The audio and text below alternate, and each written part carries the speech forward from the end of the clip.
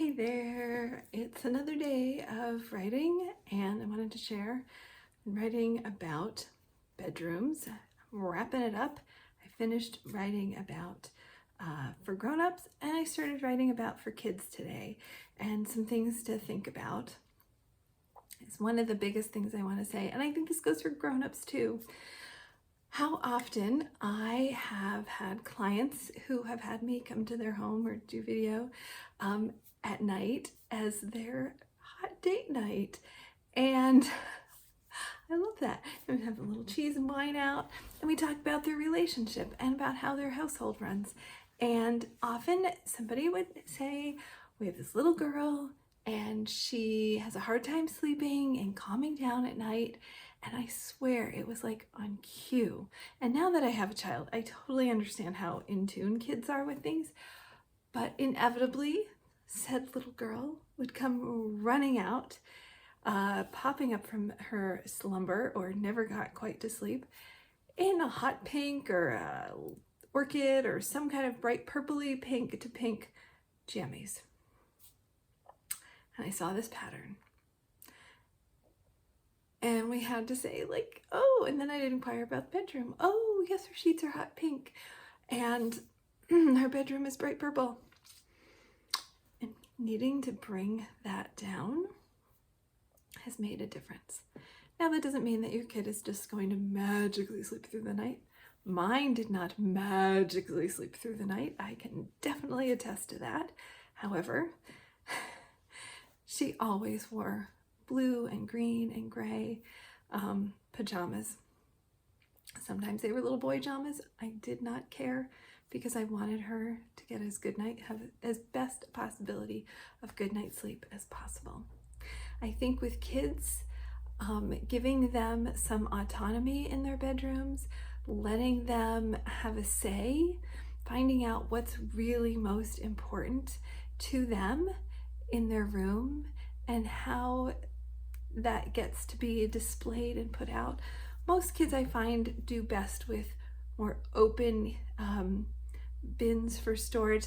Things can easily be thrown in, and labels are still a very good idea for everybody. They have done research that things get put away more often when there are labels on them. Yes, so important. Yes. Also, this is like a little Sunday night wrap up. I've gotten to work with a couple of clients this week with decluttering, and one working on wardrobe, which I will include a blog post. Her link, Isaiah, she has written a beautiful journey of coming to being able to release beliefs and thoughts about her clothes and how she feels about them, but also just embracing what she has. And it's a really great story of us working together. So I will make sure I put a link there, because our clothes, oh my gosh, that's like such an important environment, and it has such in vibration of how we relate to the world, really, and to ourselves. Gosh, clothes, which is part of why I was drawn to being a costume designer, not because I'm not some kind of fashionista, but I'm fascinated with how we express ourselves through what we wear and the metaphors of our clothing and how they help us or tell our stories, especially make-believe clothes and make-believe people.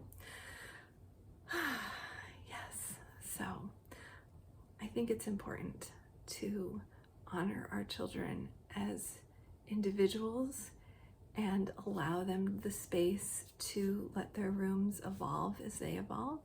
Sometimes it is not always possible or wanted to have all the choices that they want, but getting to understand where they are coming from and what is really underneath sometimes the requests, especially when they seem extreme or seem like they are being rebellious.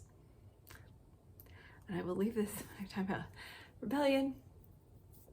When I grew up, we lived in a single story house, a ranch home, and my mother, the hallway had no windows in it, so the light had to come through the house, through the windows in the bedrooms, and my mom did not like our doors to not be open. We had to keep our doors open, which meant that we had to have tidy rooms, which drove me crazy because I'm not a naturally tidy kid.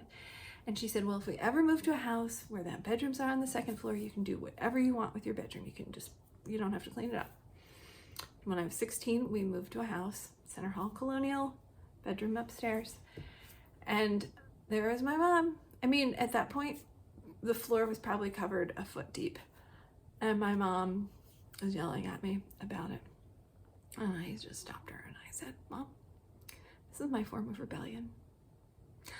I'm not out, doing drugs and alcohol, and I was a workaholic. That's the kind of holic I was already at that point, but it's like, I am not out all night. This might be my form of rebellion.